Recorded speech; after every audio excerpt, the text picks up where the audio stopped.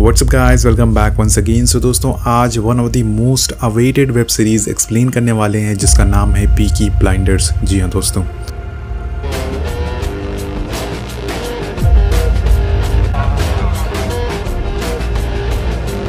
Well guys, कहानी शुरू करने से पहले मैं आपको पीकी ब्लाइंडर्स के इतिहास के बारे में थोड़ा सा बता देता हूँ जिससे आपको ये वेब सीरीज़ समझने में थोड़ी आसानी हो सके। सो गाइस, इस शो में हमें इंग्लैंड की कहानी दिखाई जाती है जो कि वर्ल्ड वॉर 1 के पहले की है। ये शो हमें 19वीं सेंचुरी में ले जाता है और उन दिनों क्या था इंग्लैंड में हमें यहाँ दिखाने की कोशिश की गई है। अब बात करते हैं इस शो के नाम की, यानी कि पीकी ब्लाइंडर्स। इसके नाम का मतलब क्या है, तो आपको बता दें कि सालों पहले एक गैंग हुआ करता था इंग्लैंड में और ये कहानी उसी गैंग से जुड़ी हुई है। इनके गैंग में रहने वाले लोग खुद को पीकी इसलिए बुलाते थे क्योंकि इनकी कैप में पीकी ब्लेड्स लगी हुई थी जो कि इन्हें दुश्मनों से लड़ने में मदद करती थी ताकि ये उनसे उनकी आंखों पे वार कर सके और उन्हें अंधा बना सके। इसका मतलब दोस्तों ब्लाइंडर्स होता है। ब्लाइंडर्स मतलब अंधा करना होता है, इसलिए इनका नाम होता है पीकी ब्लाइंडर्स।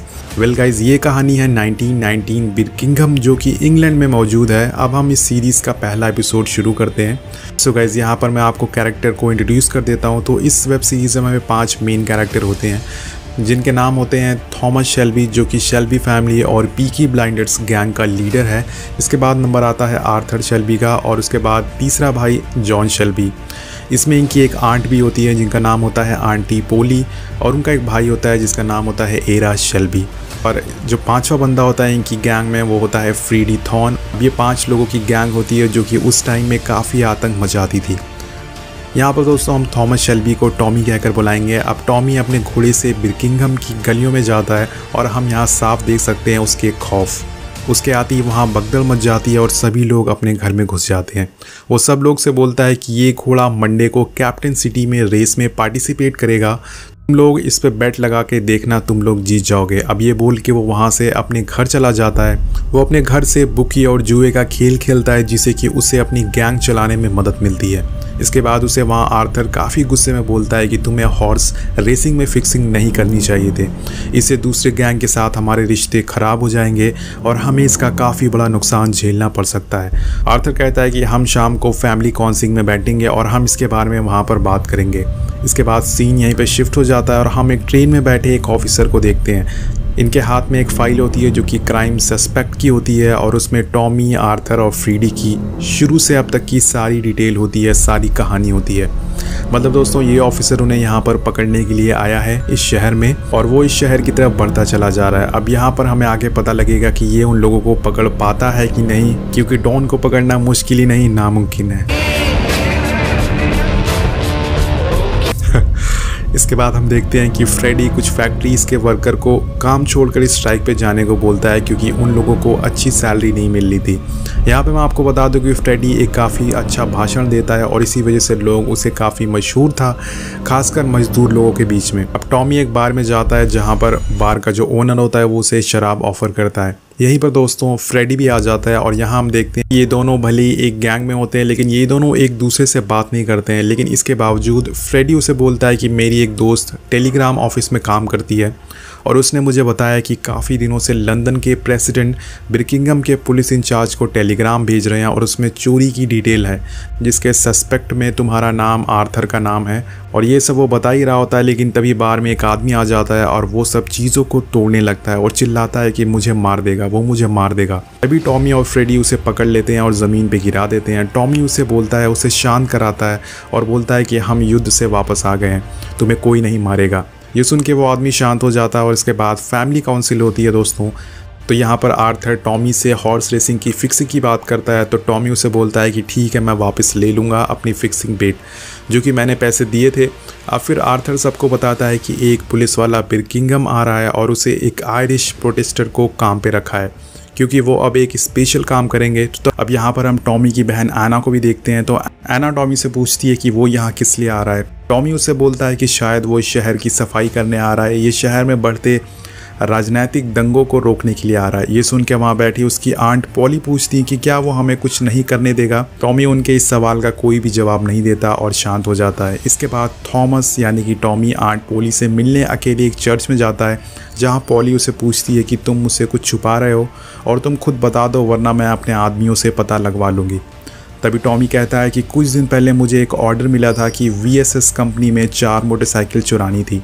जब मैंने अपने आदमियों को वहाँ भेजा तो उन्होंने नशे के चक्कर में मोटरसाइकिल वाली ट्रक की जगह एक दूसरी ट्रक चुरा ली, जिसके बॉक्सेस में उन्हें बंदूकें और हथियार मिली। ये सारे हथियार यहाँ से लीबिया जाने वाले थे। और ये सुन के आंट पॉली कहती है कि तभी वो पुलिस वाले यहाँ पर आ रहे हैं, तभी वो तुम्हारे पीछे पड़े हैं। अगर तुमने वो सामान किसी को बेचा तो वो उन्हें पता लग जाएगा, तुम्हें मौत की सज़ा हो जाएगी, और ये होने से पहले तुम्हें उन सामान को किसी नदी में फेंक देना होगा।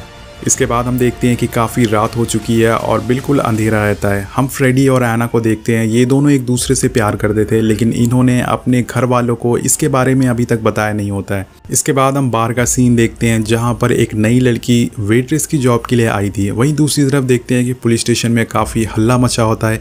एक पुलिस ऑफिसर जो कि सबका सीनियर होता है वो बोलता है कि हमें आर्थर को पकड़ना होगा किसी भी हालत में। एक्चुअल में दोस्तों इन पुलिस वालों को लग रहा था कि पीकी ब्लाइंडर्स के गैंग को आर्थर चला रहा है, वो उनका हेड है। इनको ये नहीं पता होता कि थॉमस शेल्बी इस गैंग का हेड है। और अब सारे पुलिस वाले उसको ढूंढने की तैयारी में लग जाते हैं। तभी हम देखते हैं कि आर्थर कुछ लड़कियों के साथ एक थिएटर में होता है। पीछे से पुलिस वाले आ जाते हैं, वो उसे उठा कर ले जाते हैं और इसके बाद वो उसे बहुत ही मारते हैं। उसे पूछते हैं कि क्या तुम्हें उस रॉबरी के बारे में पता है, लेकिन आर्थर उनसे बोलता है कि कौन सी रॉबरी, मुझे इसके बारे में कुछ भी पता नहीं है। वो ऑफिसर कहता है कि अगर तुमने चोर को पकड़ने में हमारी मदद करी तो मैं तुम्हें छोड़ दूंगा। इसके बाद हम देखते हैं कि टॉमी उस बार में जाता है जहां पर वो नई वेट्रेस आई होती है। वो उसे एक रम की बोतल लेता है और फिर वो टॉमी को देखने लग जाती है। टॉमी उसे बोलता है कि तुम गलत जगह पर आ गई हो। इस बार में सभी लोग वेट्रेस को अजीब तरह से देख रहे होते हैं। इसके बाद अब आर्थर को घर लाया गया है, जो कि काफ़ी ज़ख्मी हो गया क्योंकि पुलिस वालों ने इसे बहुत ही कुत्ते की तरह मारा है। अब टॉमी उसे मरहम पट्टी करता है और इसे रम की बोतल देता है पीने के लिए। फिर उसे पूछता है कि क्या हुआ तुम्हारे साथ। आर्थर उसे बताता है कि इंस्पेक्टर ने मुझे उठा के ले गया था और मुझे उस रॉबरी के बारे में पूछ रहा था। टॉमी बोलता है कि क्या तुमने उसे कुछ बताया। आर्थर उसे मना कर देता है। इसके बाद हम उस लड़की को देखते हैं जिसका नाम ग्रेस होता है, जो कि वेट्रेस होती है। वो बार में गाना गा रही होती है और वहीं टॉमी आ जाता है। वो उसे देखकर चुप हो जाती है। शायद दोस्तों वो टॉमी से डरती थी। और इसके बाद फ्रेडी और एना को इंटीमेट होते हुए दिखाया जाता है। दोनों एक साथ कुछ अच्छे मोमेंट बिताते हैं। और यहाँ पर हम टॉमी को सोते हुए देखते हैं दोस्तों। उसको अपनी पुरानी यादों के कुछ सपने आते हैं जिनकी वजह से वो जाग जाता है। अब ये क्या सपने, ये मैं आपको अभी थोड़ी देर में बताऊंगा। उसके बाद एक रात को टॉमी उस यार्ड में पहुंचता है जहां वो ट्रक नदी के किनारे जाने वाला था, जिसमें वो बंदूक और कुछ जानलेवा हथियार वगैरह फेंकने वाला था। इसके बाद नदी में फेंकने जाने वाला होता है, लेकिन तभी थोड़ी देर बाद टॉमी वहां अपने एक साथी से बोलता है कि मैंने अपना फैसला बदल लिया और अब इन्हें फेंकने के बजाय मैं इन्हें बेच दूंगा। वो अपने साथी को बोट की चाबी देके एक बहुत ही फेमस डायलॉग बोलता है कि तुम्हें इसे यहाँ से निकालना होगा by the orders of Peaky Blinders. वाह। सो गाइज ये जो बोलने का तरीका होता है वो काफ़ी ज़्यादा कमाल का होता है। वेल इस सीन के बाद हम उसी पागल आदमी को देखते हैं जो कि बार में घुस गया था और बोल रहा था कि वो हमें मार देंगे। एक्चुअल में दोस्तों इसका नाम डैनी होता है। डैनी, टॉमी और उसके भाई सभी लोग फ्रांस गए थे जंग में हिस्सा लेने के लिए। और जंग के बाद जब ये लोग वापस इंग्लैंड आए तो उसके बाद से डैनी का जो दिमागी संतुलन है वो ख़राब हो चुका है। बार बार उसी जंग के बारे में बात करता है और यहाँ इसी चक्कर में दोस्तों वो एक आदमी को गलती से मार देता है। अब इस आदमी को मारते हुए इस मरे हुए आदमी के भाई देख लेते हैं। वो इसके बारे में टॉमी से बताते हैं। टॉमी को दोस्तों ना चाहते हुए भी डैनी को मारना पड़ेगा क्योंकि उसने एक इनोसेंट आदमी को मारा है। वो डैनी को लेके नदी के किनारे जाता है और उसके सर पे बंदूक तान देता है और बोलता है कि हमें तुम्हारी बॉडी को यहाँ से ठिकाने लगाना होगा। और अगले पल ही वो उसे गोली मार देता है। डैनी सीधा बोट में जाके गिरता है और यहाँ पर दोस्तों डैनी की मौत हो जाती है। यहाँ पर डैनी टॉमी का बहुत ही अच्छा दोस्त होता है, इसलिए वो इस काम का उसे बहुत ही ज़्यादा अफसोस होता है। इसके बाद हम एक म्यूज़ियम का सीन देखते हैं। वहाँ पर इंस्पेक्टर आता है जिसे कि थॉमस शेल्बी को पकड़ने का ऑर्डर दिया गया है। वहाँ उसे ग्रेस भी मिलती है और यहाँ में दोस्तों एक काफ़ी अच्छा ट्विस्ट जानने को मिलता है कि ग्रेस एक अंडरकवर एजेंट है और वो उस बार में इसी के लिए काम करती है ताकि वो पीकी ब्लाइंडर्स की गैंग के बारे में सब कुछ जान सके और वो इंस्पेक्टर को बता सके। वो इंस्पेक्टर को बताती है कि मुझे नहीं लगता कि पीकी ब्लाइंडर्स के गैंग आर्थर चलाता है, इसका जो मालिक है, जो हेड है, वो है थॉमस शेल्बी।